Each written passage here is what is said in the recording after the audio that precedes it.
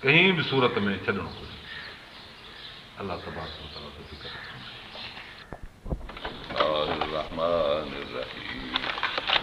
अल्हम्दुलिल्लाहि रब्बिल आलमीन अर्रहमानिर रहीम मालिक यौमिद्दीन इय्याका नअबुदु व इय्याका नस्तईन इहदिना सिरातल मुस्तक़ीम सिरातल लज़ीना अनअमता अलैहिम गैरिल मग़्दूबि अलैहिम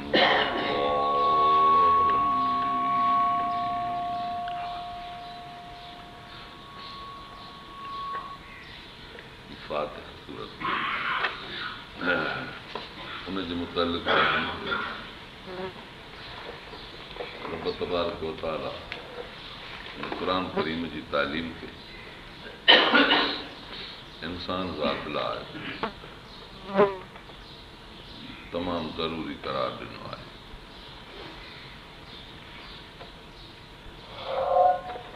ऐं इंसानियत जे लाइ अलाह जो रस्तो सुञाणणु लाज़िम ऐं फ़र्ज़ु आहे।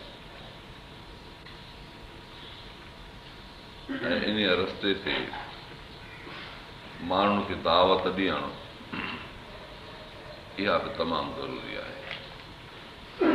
ऐं इंसान खे हिकु अहिड़ी जमात में शरीक रहणु सख़्तु ज़रूरी आहे जिन जो इल्म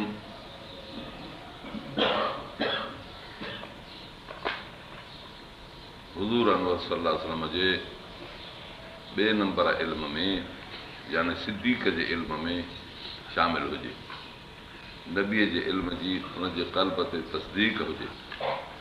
अहिड़े इल्म में शामिल रहणु ऐं इहो इल्मु मालूम करणु इंसान जे लाइ फ़र्ज़ु आहे।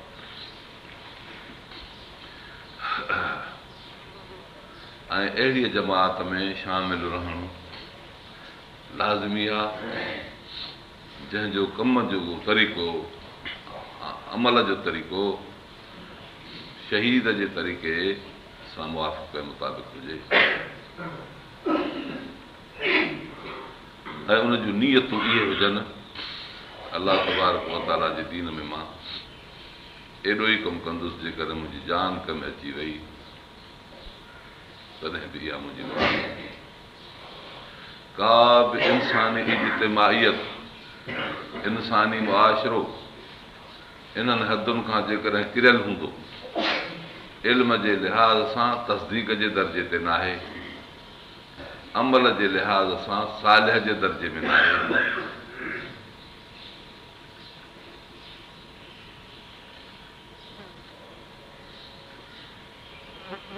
त पोइ उहो थियो वञे टियों नंबर शख़्स जो जंहिंमें उन टे दर्जे में ॿ जमातूं अचनि थियूं। इल्म जे लिहाज़ सां जिन इहो फ़ैसिलो कयो आहे त हाणे क़ुरान जो इल्मु मुश्किल आहे, क़ुरान जो इल्मु अॻियां कयो हाणे कोन्हे, इहे मग़ज़ूब अलैहिम ग़ज़ब पियल आहिनि। इहे माना अलाह ताला जे हिदायत जो किताब चंद मख़सूस माण्हुनि खे ख़ासि दौर में आयो, ॿियनि खे पोइ हिते न ईंदो, इहो अक़ीदो रखी क़ुर जो इल्मु न सिखणु ऐं पंहिंजे क़ौम खे क़ुर जे अक़ीदे खां ऐं सिद्दीक़ियत वारे इल्म खां जाहिल रखणु, इहे मग़ज़ूब अलैहिम चइबो। हीअ जुदा ॻाल्हि आहे त हदीस शरीफ़ में यहूद जे नाले आयो आहे, यहूदनि में बि ईअं हूंदो हुयो। नबी साईं जन हुननि खे इल्मु सेखारियो, तालीम ॾिनी, पर हुननि चयो त कुलूबना गुल्फ़, असांजी दिलियूं लिफ़ाफ़े में आयल आहिनि, असां क़ुर पाक खे नथा सम्झी ऐं सिखी सघूं।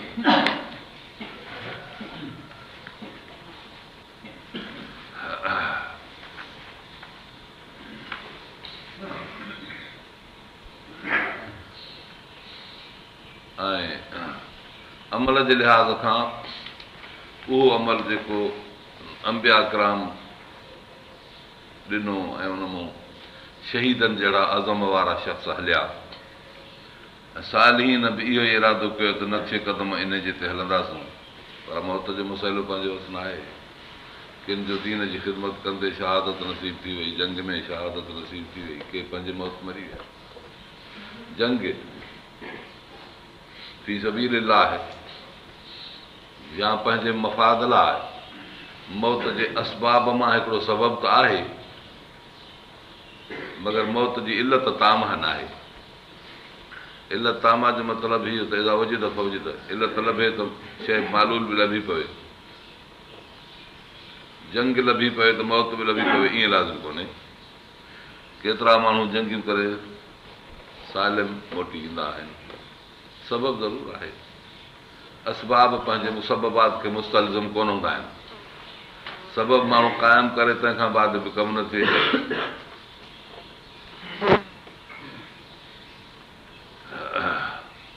माण्हू औलाद जे लाइ शादी कंदो आहे, इहो सबबु आहे औलाद जो, मगर औलाद न बि थिए। अहिड़ी तरह जंग हिकिड़ो सबबु आहे मौत जो, मगर मौत न वाक़ियो थिए। तंहिं करे जेके नथा मरनि दीन जे कम कंदे शहादत जो दर्जो नथो मिले, मगर क़दम हुननि जा इहे हुया जेके शहीद जा थींदा आहिनि। अहिड़े शख़्स खे सालिह चइबो आहे। जेको हिकिड़ो माण्हू चए त सालिह हाणे दुनिया में थींदो ई कोन, इहो ज़ाल में दाख़िल आहे। हीअ जुदा ॻाल्हि आहे त हदीस शरीफ़ में इन जे मुतालिक़ ईसाइनि जो लक़ब इहो लिखियो वियो आहे त ईसाइनि में बि इहो अक़ीदो हूंदो हुयो, उहे कम जेके हज़रत ईसा अलैहिस्सलाम करे वियो उहे त न करे सघिबो। वक़्त जे मुताबिक़ हाणे अमल कबो, तंहिं करे उन्हनि पंहिंजा पोप ऐं अहिड़ा पादरी रखिया आहिनि जेके हर वक़्तु मुनासिबत मसलिहत ॾिसी उन्हनि खे हुकुम कंदा आहिनि, जेको दीन खां बिल्कुलु परे हूंदो आहे। ऐं हुननि खे ॿुधायो वेंदो आहे त इहो ई दीन आहे, असली दीन हज़रत ईसा अलैहिस्सलाम वारे ते अमल करणु नामुमकिन आहे। अहिड़े क़िस्म जी जेका क़ौम थींदी सा उहा ज़ाल में दाख़िल आहे। अलाह ताला थो फरमाए त दुआ घुरो मूंखां, इहे जेके टे क़िस्म वारा माण्हू आहिनि जिन जे इल्म ऐं अमल जो दर्जो सानवी दर्जो नथो रखे, पोइ इन्हनि शख़्सनि जे लाइ रब ताला वटि गज़ब आहे ऐं नापसंदी आहे। उन खां पनाह घुरो ऐं पोइ आमीन बि करियो त अलाह ताला तव्हांजी इन दुआ खे क़बूल करे त अहिड़े ख़राब मुआशिरे खां तव्हांखे बचाए जंहिंमें न इल्म आहे न अमल आहे।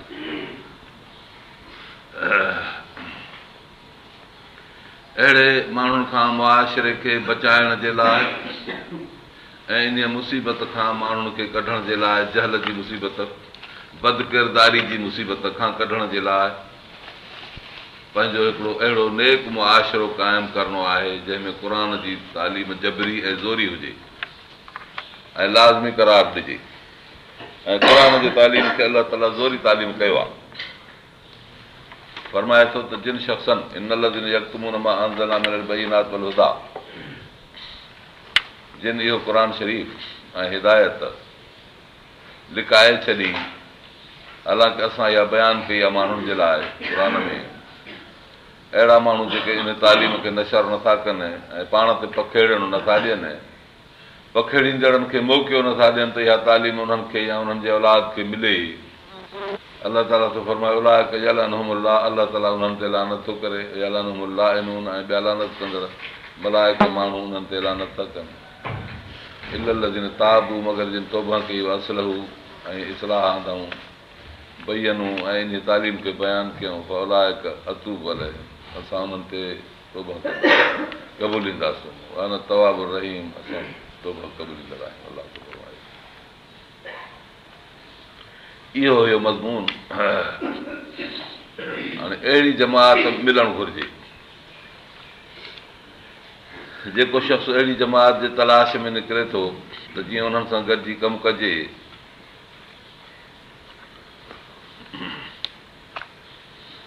इहो शख़्स महिनत में शुरू थियो ऐं इहो एॾो कमु शिरकत खां सवाइ न थींदो। इज्तिमाइयत ॿिनि शख़्सनि खां वठी शुरू थींदी आहे, जा उस्ताद ऐं शागिर्द खां इब्तिदा करे थी। हज़रत रसूलुल्लाह सल्लल्लाहु अलैहि वसल्लम जिन सां पहिरियों शागिर्द जंहिं साथ ॾिनो सिद्दीक़ अकबर रज़ियल्लाहु ताला अन्हु आहे। मर्दनि में आज़ाद इंसान इहो हुयो जो मोतबिर ऐं शख़्सियत रखंदड़ हुजे, ॿी औरत नबी अकरम सल्लल्लाहु अलैहि वसल्लम जी घरवारी औरत माण्हू घर में महदूद महफ़ूज़। ऐं टियों नंढड़ो ॿार 6 वरनि जो हज़रत अली करमल्लाह वजहू। चोथों हुयो ज़ैद बिन हारिसा संदन ग़ुलाम। अज़मत वारी शख़्सियत इन तालीम जे दौर में नबी अकरम सल्लल्लाहु अलैहि वसल्लम सां साथ ॾियण वारो सिद्दीक़ अकबर इहो तालीमी इदारो शुरू थियो। जबरी तालीम जो तालीमी इदारो, मगर जबर खां सवाइ हिननि इख़्तियारनि नबीअ सां साथ ॾिनो, जंहिंमें चारई जिन्सूं अची वियूं। आज़ाद मर्द, ज़नानी तालीम दीन जी, नंढड़नि ॿारनि खां शुरूआत, बानो जेको ॿियनि जे हथु हूंदो आहे उहो बि। बानो, ॿार, औरत ऐं हिकु आज़ादु शख़्स पहिरें ॾींहुं नबी अकरम सल्लल्लाहु अलैहि वसल्लम सां हिननि साथ ॾिनो ऐं हिन जबरी तालीम में शरीक थिया। शिरकत खां सवाइ इहो कमु न थींदो आहे। पोइ जे अहिड़ी जमात न मिले कंहिंखे ऐं हू पाण खे लाचार सम्झी बसि करे थो वेहे, इहो को नाक़िस इरादे वारो माण्हू कचो इंसान आहे।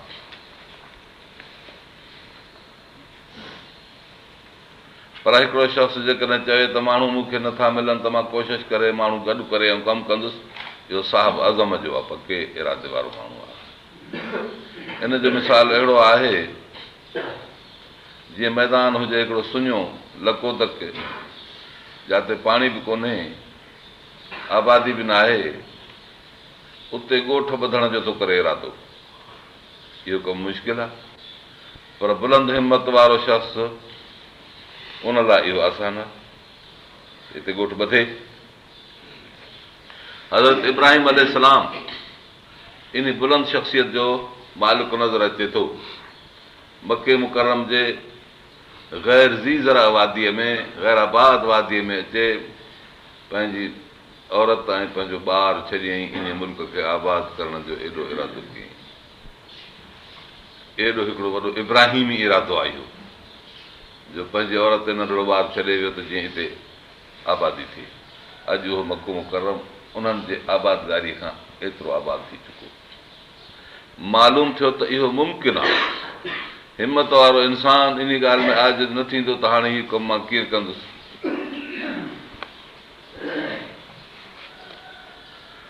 इज्तिमाइयत पैदा करण में उज़र जो त मां छा करियां, लाचार ॿुधाइण त मां छा करियां, इहो रस्तो बंदि आहे, ईअं न आहे। वल्लज़ीन जाहदू फीना लनहदियनहुम सुबलना, जेके असांजे रस्ते में महिनत कंदा आहिनि असां उन्हनि जा रस्ता खोले ॾींदा आहियूं। क़ुर मजीद